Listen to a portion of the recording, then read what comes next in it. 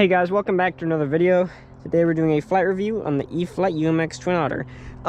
Real quick, if you guys are not new, you will notice that, hey, this is a completely different perspective. Is this like a GoPro or something?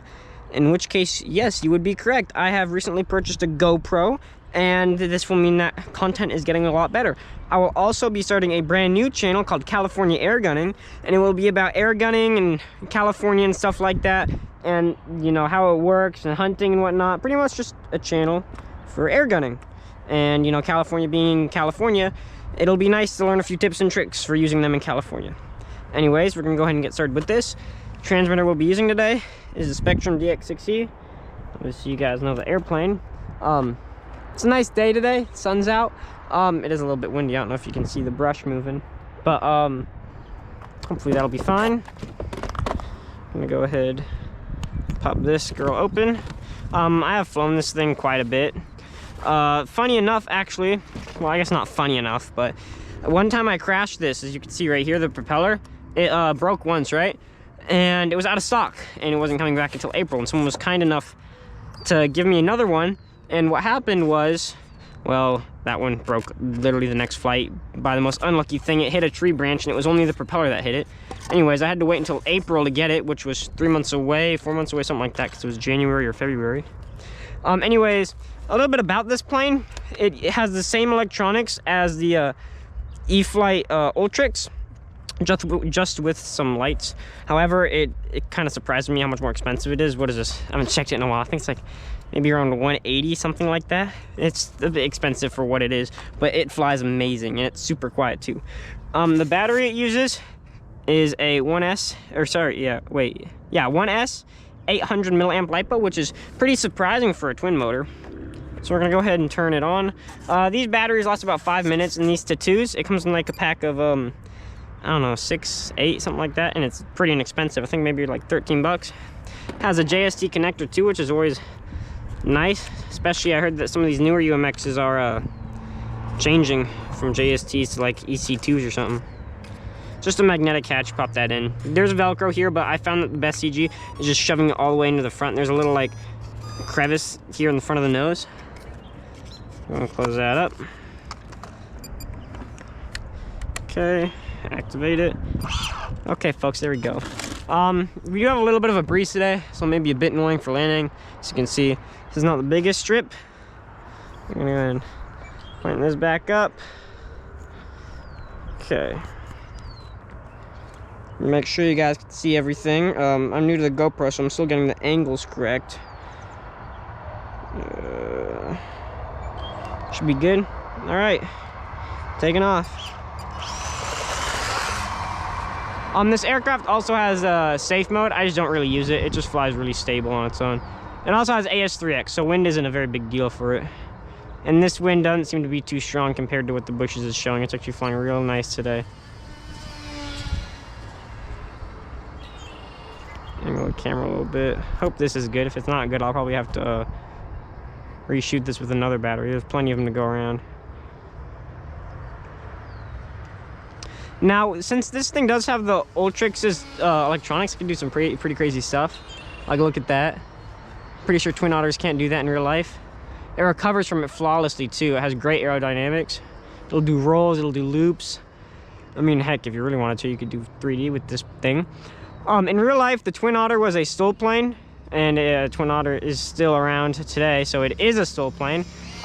This thing takes off really quickly, but it doesn't have flaps. So you do need to have some power when landing this thing. It kind of flies like a jet, I dare say, just because of how fast it needs to go for landing, just to keep that lift up, especially since it's a UMX and small and not too much lift area. Let's do a touch and go here, or try and do a touch and go here. And the thing with this spot that I fly at, it's really easy to land when there's like no wind, but when there's like the slightest bit of wind that interferes, it becomes a pain. Oh, that was a little rough. I'm gonna go around, but you see it just powered right out of that, man. It's crazy. All right, wind's starting to die down. Yeah, honestly, wind is not a big problem for this bird. I wouldn't recommend flying in anything over 10 miles an hour if you want to have it around for another day. That's my personal recommendation. There you go. That was pretty butter, guys. I don't know about you. And like I said, guys, I don't know if you could hear it, but this thing is really quiet.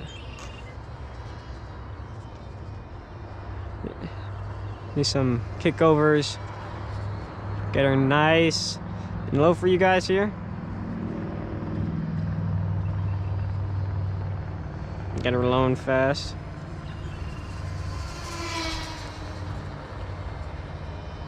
Oh yeah, this is a real nice bird, folks. Also, tell me, guys, if the GoPro footage is good, because I definitely want to do more stuff with this. I used to just, first I filmed on my laptop, then I filmed on my phone, and then I am now filming on this. And obviously the phone, you can only do so much, it's a phone. So yeah, I'd love to do more with this, some dirt biking videos, for sure.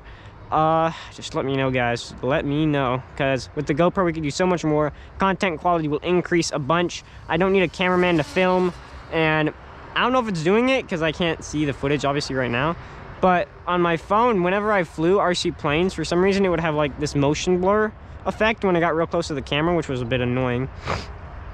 I hope you guys can see it well, by the way. I know the GoPro doesn't really have any zoom. I don't know if I'll be able to use this thing for air shows though because of that. Oh, and this thing can also do some pretty good inverted flight. This airframe is just all around really good, honestly. It's worth every penny I paid for it. I really liked UMX planes. That's kind of what I got into the hobby with. I got into the hobby with like the Champ, Sport Cup S, stuff like that. So UMX has kind of been my thing. My plane after that was a UMX MiG-15. So I've always loved UMX. And when I got this plane, I just figured, you know what? I like the looks of the Twin Otter. I want another UMX. It's not too expensive. And honestly, most planes at the time I didn't like. I feel like the Twin Otter is kind of overrated. It looks pretty boring. I kind of like speed as well. Now, don't get me wrong, it'd be hecka fun if you have the right environment, but down here where I live, it's mostly just fields. Also a lot of trees too, but I just like the looks of the Twin Otter. And I'm sure a lot of you would agree with me on that. Next plane I want to get is either the Freewing F9F, just as a kind of little fun jet, or the UMX A10. You guys let me know which one you would like to see, because I'll definitely be doing a video on it, for sure. It'd be a lot easier to film without having to get a cameraman. Let's do a touch and go from this direction. This direction's pretty interesting to land in. It's kind of like an assault landing, just because you gotta have that steep approach. That one was bouncy, so we're gonna go ahead and go around. Got about 25 seconds on the timer left. One thing I do want to say about flight time on this thing, they recommend about 5 minutes for a 1S 800 milliamp, but that is if you're like going full power the whole time. This thing can go forever, dude. Okay, I don't like that approach. We're going around. This thing, I've had it go to 8 minutes and engines don't even start sputtering, and I just start to notice that it's getting weak. I've never really flown this thing to the, there's our timer. I've never really flown this thing to the point where the engines start to sputter, but maybe I'll have to do that one of these times to let you guys know. Honestly, this plane is just real good. There's not too much to say about it. It just does everything. Woo! Well, that was a little bit sketchy. I'm gonna try that one more time. The thing about this spot is the wind changes sometimes. Like last time I was out here, the wind was going in this direction, so this was like the ideal way to land. And I was doing it just fine, but now it seems to be coming from the other way. Yeah, all right. We're not gonna land there that time, or this time. We'll try and do a 4-point here, and then we're going to go ahead and bring her around for landing. Going up. There you go. Ah, beautiful bird. Okay, gonna go ahead and try and butter her here. Now with this plane, I'm sure you could install flaps if you wanted to. Just so you guys know, we're a minute over time here. We still got more than enough power to keep going. What was I saying? I forget. Oh yeah, flap. Okay, I'm gonna go around. Yeah, flaps. So if you wanted to, you could definitely put flaps on this plane for sure, 100%, no doubt. Is it worth it though? I mean, I don't know. It depends on the places that you're flying. Like, I mean, with something like this, flaps would probably be nice. That was a bit bouncy. I don't like that. They're going around. Something like this, flaps would probably be nice for stolen stuff. I know a lot of people would want that. Something like this, it really benefits to go slow. I mean, the UMX A10, I know that's going to be fast if I get it. This landing's looking good. There we go. Oh, hit the brushes there. A little bit more about the plane. This is your typical 4-channel bird, but instead of having a rudder right here, it has differential thrust. See? So for those of you who don't know, differential thrust pretty much means one engine spools up while the other spools down. So we give it power. See? Now depending on the power, it'll completely turn off the engine. Like if we go to full power here, it won't. See? See?